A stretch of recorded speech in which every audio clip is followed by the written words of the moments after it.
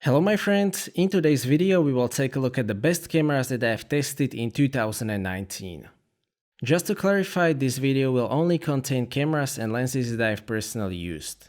If you think that something is missing, it is because I haven't tested it. Let's start with the best cameras under $1,000 or euros. The most interesting new camera in this category is probably Fujifilm XT30. It provides the best image quality in class in a very small body and it has good autofocus. It uses the same X-Trans4 APS-C sensor as the XT3. That is in my opinion the biggest strength of XT30.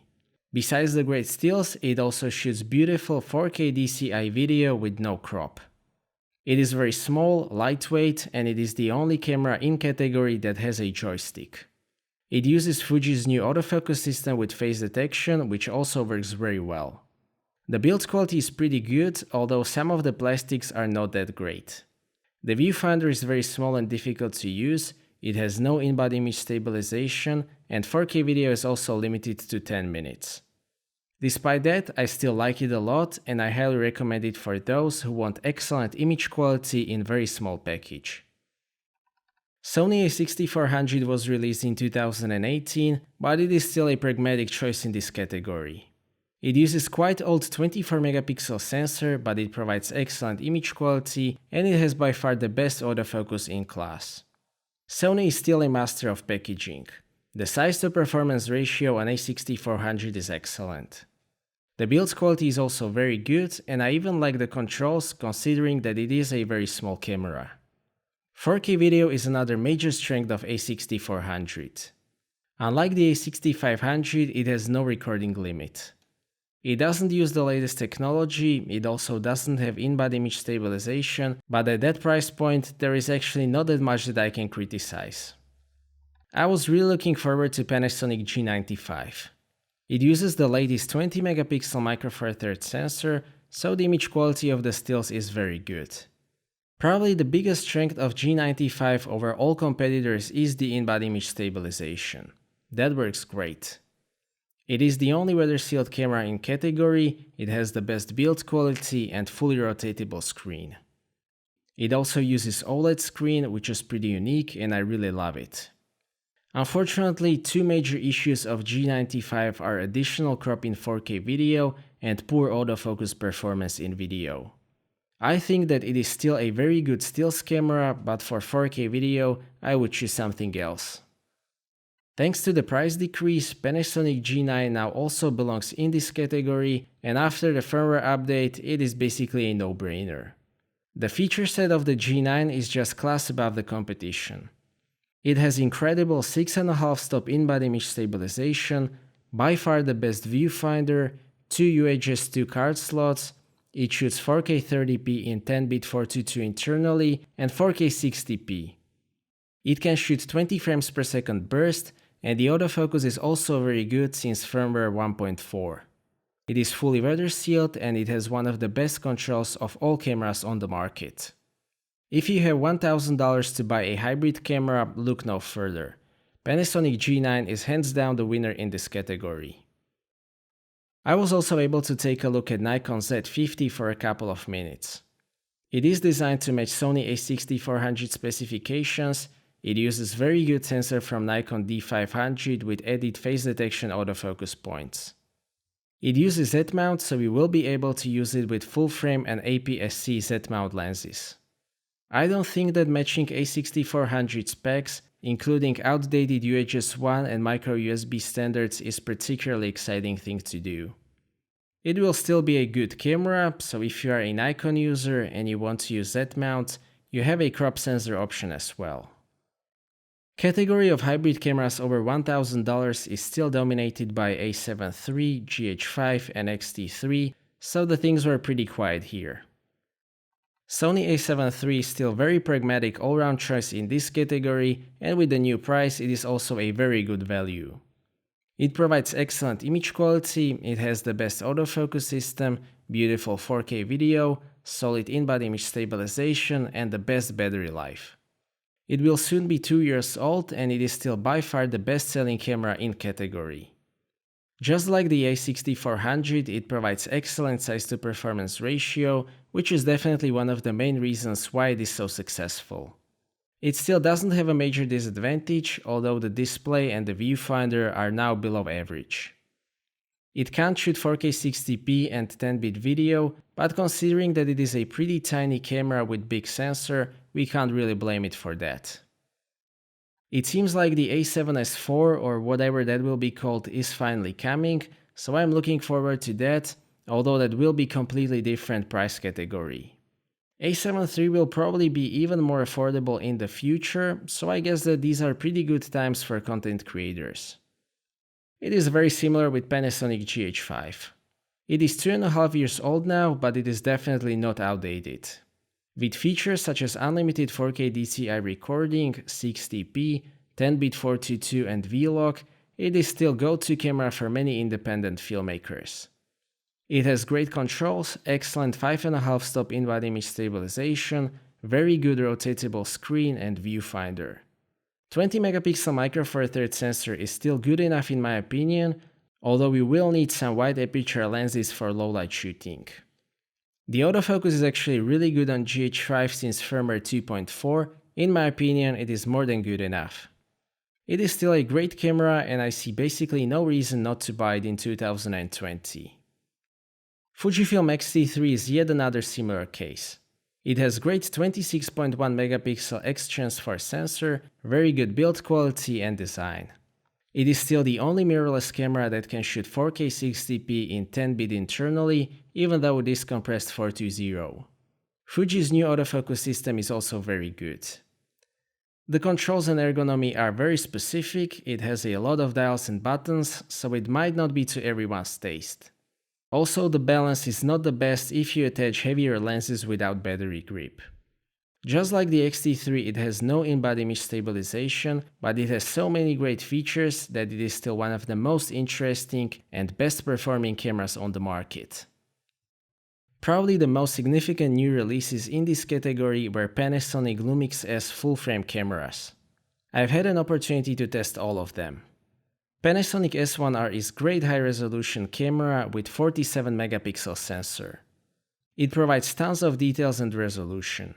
In combination with excellent 6.5 stop in-body image stabilization, it provides great image quality in any conditions. S1 is the hybrid option and it is also a very good camera overall. It may be using the same 24 megapixel sensor as the A7 III, but it can shoot 4K in 10-bit after firmware update. It can also shoot 4K 60p but only with 1.5 times crop. Panasonic S1H is a real 6K beast. It produces the best video quality out of all cameras that I've ever tested. It shoots almost 6K video in 10-bit 420 internally with H.265 at 200 megabits per second. I generally like this implementation of 5K plus video in S1H. Of course, it also shoots 4K DCI 10-bit 422 all intra. Unfortunately, it can only shoot 4K 60p with the same 1.5 times crop, and it still can't shoot 4K 60p in 10-bit. That is a bit of shame in my opinion, and it prevents the S1H from being no compromise option for full-frame video. Despite that, it is still the most capable mirrorless camera for shooting video. All three cameras are among the best when it comes to build quality, weather sealing and controls. All three use 2.1 million dot screen and 5.68 million dot viewfinder. Combination of the large full-frame sensor and 6.5 stop in-body image stabilization is my most favorite thing about the Lumix S line. Of course, that comes at a price of very large camera body. S1 weighs 1020 grams, which is a lot, so it is not as travel friendly as other mirrorless systems. I intend to take some Lumix S cameras on a longer trip next year, so we will see how that will work.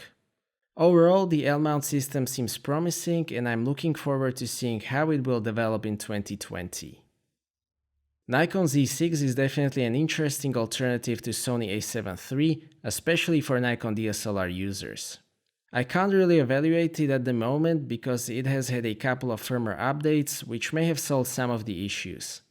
The autofocus was still far from A7 III performance when I've tested it, and there were some issues with the sensor, so I will try to get one to see how does it perform now and how is the raw video.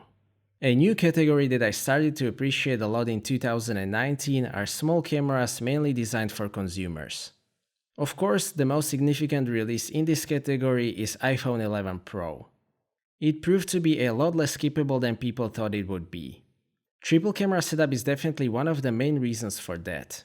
The image quality after the Deep Fusion update is very impressive. As I've said in my most successful video of this year, smartphones won't be replacing full-frame cameras anytime soon, but you can do a lot with the 11 Pro. All three cameras shoot great stills. You actually need very high quality viewing platform to see any imperfections at all. HDR processing is great as well. 13mm ultra-wide camera makes the whole setup much more versatile. 4K video on 11 Pro is even more impressive than the stills. I am very happy with the overall performance of 11 Pro, not just the cameras, and I intend to make many more videos about it. GoPro Hero 8 Black seemed to be a rather boring update until I reviewed my footage from a recent trip in Asia. The video quality out of Hero 8 Black is just great. GoPro has been improving the video quality for many years, and now I can say that it shoots great video that can blend with mirrorless cameras with no issues. I especially like the colors and processing out of the camera. HyperSmooth 2.0 is great as well, we already know that. The addition of integrated mount is a huge improvement for me personally. The user interface is still pretty bad and the screen is still too small, but other than that, it is a good action camera with great video quality. DJI Osmo Pocket is one of my most favorite cameras that I've used this year, regardless of the categories. It is basically a relatively large 1/2.3-inch sensor paired with 26mm equivalent f2 lens mounted on a tiny gimbal which fits into your pocket. It had a couple of issues at the release, but all of those were fixed by firmware updates, so now it is a completely different camera.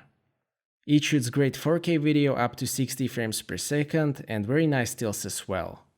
Thanks to that gimbal you can get very stable footage and fluid movement. The autofocus is also very good after the latest firmware update. Another big upgrade to Osmo Pocket was also the release of the wide-angle lens by Freewell, which has great image quality throughout the frame. Overall, I can basically recommend the Osmo Pocket to everyone who doesn't have one already. To sum up, my most favorite camera under $1,000 is definitely Panasonic G9. It provides by far the best feature set and great performance. The most impressive camera under $1,000 released in 2019 is in my opinion Fuji X-T30. It has a great sensor, the best stills quality in class, it is very portable and travel friendly. In category over $1,000, it is a bit more complicated. The most impressive camera released in 2019 is in my opinion Panasonic S1H. It may not be for everyone, but it finally raises the bar for video specs instead of just matching the competition. It provides the best video quality of all cameras that I've ever tested, and it is basically the first cine camera with in-body image stabilization. The most pragmatic choices for the most hybrid users are still Sony a7 III, Panasonic GH5, and Fujifilm XT3. To be honest, I can't say that this was a particularly good year when it comes to new camera releases. We haven't seen Sony a7S III, Panasonic GH6, Fujifilm X-H2 or Sony a7000. Some of the cameras that I haven't tested, such as Sony a7R4 and Fuji GFX100 are very impressive though. That means that I'm really looking forward to 2020.